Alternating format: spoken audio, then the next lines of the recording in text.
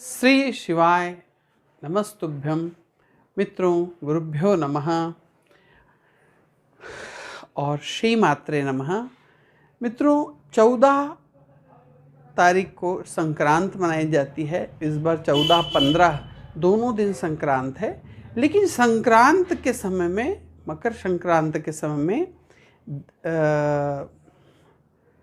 दान देने का महत्व है।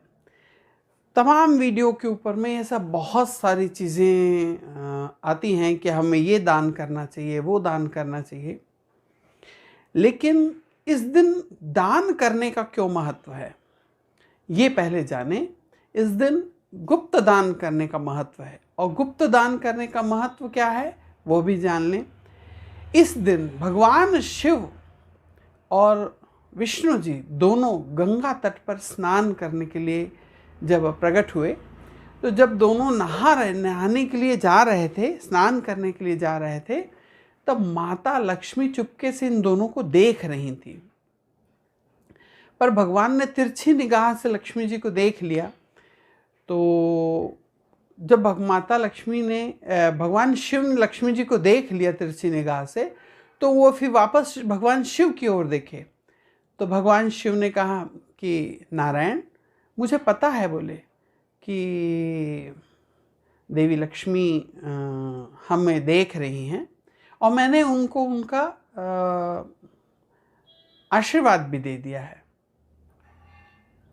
दरअसल इस दिन का जो विशेष महत्व है वह है गुप्त। चूंकि इस दिन माता लक्ष्मी ने गुप्त रूप से छुप के भगवान शिव और विष्णु जी को देखा था स्नान करते हुए, इसीलिए इस दिन गुप्त लक्ष्मी का दान करना बहुत ज़्यादा श्रेष्ठ है।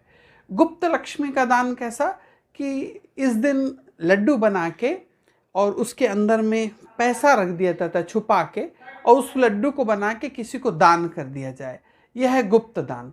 गुप्त लक्ष्मी का अगर दान किया जाए तो उसकी बहुत बहुत ज़्यादा महिमा है। यहाँ पर आजकल लोक चलन में, महाराष्ट्र में और बहुत सी जगह में ऐसा चलन है कि इस दिन 14 चीज़ों का दान किया जाता है। 14 चीज़ों का दान किया जाता है। ये अगर आप 14 चीज़ों का दान कर रहे हैं, कोई आपसे ये पूछ दे कि कहाँ लिखा है, कौन से पुराण, कहाँ शास्त्र में लिखा है, तो आप क्या जवाब देंगे?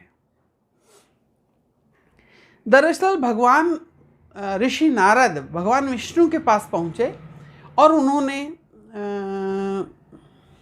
भगवान विष्णु से कहा कि प्रभु, जब भी हम कहीं जाते हैं किसी लोक में, अगर शिवलोक जाते हैं तो द्वारपाल हमें रोक लेते हैं, अगर हम ब्रह्मलोक जाते हैं तो हमें द्वारपाल रोक लेते हैं, वैकुंठ आते हैं तो हमें द्वारपाल रोक लेते हैं। तो ऐसा हम क्या काम करें, ऐसा हम क्या करें, जतन करें कि हम डायरेक्ट भगवान के पास पहुंच सकें, बीच में हमें कोई रोके ना। तो भगवान शिव कुछ देर के लिए वहां से चले गए। फिर वापस आके उन्होंने कहा कि नारद, तुम एक चीज का दान कर सकते हो।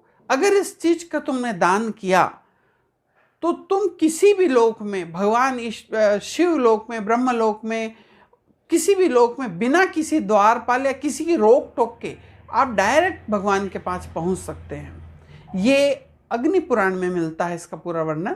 तो उन्होंने कहा कि ये दान करना है। अब आप समझें कि किस चीज का दान करना है। तो मित्रों, भगवान विष्णु ने कहा कि अगर पुण्यकाल कब कि जब सूर्य मकर राशि में आगे की ओर बढ़ना चालू करे, उसका पुण्य क्षेत्र हो, जब वो मकर में उत्तरायण, उत्तर की ओर खसकना चालू करें, और उसका मकर राशि में उनका क्षेत्र हो, पुण्य क्षेत्र जब आता है पुण्यकाल, उसमें अगर कोई भी व्यक्ति अगर भगवान शिव के या अपने इष्ट के 14 नामों का अगर दान कर दे, तो बिना रोक टोक किसी भी द्वारपाल की जरूरत नहीं पड़ेगी, वो डायरेक्ट भगवान से जाके मिल सकता है। अब समझें कि शास्त्र तो ये कहता है, लेकिन लोकोक्ति में उन्होंने कोई डब्बा दान कर रहा है, कोई कटोरी दान कर रहा है, कोई चम्मच दान कर रहा है, नाना प्रकार की चीज़ें दान करें। अब तो होड़ सी लग गई है कि कौन क्या अच्छी चीज़ दान कर दे, कौन की चीज़ कितनी बड़ी है। माताएं बाल्टी बाल्टी तक दान करने लग गई हैं। बहुत सारे यूट्यूब चैनलों में दिया जाता है कि इस चीज़ों का दान करने से अच्छा होता है, इन चीज़ों का दान करने से अच्छा होता है। दरअसल मकर संक्रांति के जिस दिन धनु राशि से निकल के सूर्य देव अपने पुत्र भगवान शनि के घर में मकर राशि में प्रवेश करते हैं, उस समय उत्तरायण की ओर प्रवेश करते हैं, उस समय में अगर कोई व्यक्ति 14 ईश्वर के नाम, अपने इष्ट का नाम, भगवान शिव के नाम का दान कर दे, किसी व्यक्ति को उसे सुनाए, बताए, तो उसको निसंदेह बिना रोक टोक के वो किसी भी देवता के डायरेक्ट जाके मिल सकता है, उनको समझ सकता है, उनको बीच में कोई रोकने वाला उसको नहीं रहेगा। तो मित्रों, आपने अभी तक हमारे चैनल को सब्सक्राइब ना करा है तो सब्सक्राइब करिए, और आप अपने 14 नाम नीचे आके कमेंट्स बॉक्स में आप भी 14 भगवान का, कोई भी, नारायण का आप करते हो, शिव का करते हैं, कृष्ण जी का करते हैं, देवी का नाम करते हैं, जो भी आपके इष्ट है उनके 14 नाम नीचे आके कमेंट्स में ज़रूर लिखें। एक दान आपका ये भी हो जाएगा। तो इसलिए आप 14 नाम का दान करें और गुप्त लक्ष्मी का दान करें। गुप्त लक्ष्मी है ना, जो किसी को पता ना हो। तो इसलिए 14 तारीख के जो मकर संक्रांति के दिन, कि आजकल थोड़ा सा समय का थोड़ा फेर होने से 15 को भी होने लग गई है, तो एक लड्डू के अंदर में कुछ रुपया, पैसा, आप सामर्थ्यवान है, चांदी का सिक्का, सोने का सिक्का रख लें, ना हो तो कोई भी सिक्का, 1, 5, 10, जो सिक्का हो आपके पास में, एक धन लक्ष्मी, उसको रख के लड्डू को बंद करके और इसका दान जरूर करें। लेकिन अगर कोई बोले कि कोई व्यक्ति दान कर, अगर नारायण लोक में जाना चाहते हैं और बोलते हैं कि तुम मेरे लोक में आना चाहते हो, तो इस पृथ्वी पे सबसे बड़ा जो दान है वो अन्नदान है। आप अन्न का दान करें। तो इसमें भी थोड़ी सी भ्रांतियां हैं। कोई कहता है मकर राशि में जा रहा है तो उड़द के खिचड़ी दान करें, कोई कहता है कि मूंग के दाल के खिचड़ी दान करें। कोई भी प्रकार का अन्न दान आप कर सकते हैं, पर इस दिन कई क्षेत्रों में, उत्तर भारत में और गुजरात में, राजस्थान में, इस तरफ में खिचड़ी का दान किया जाता है।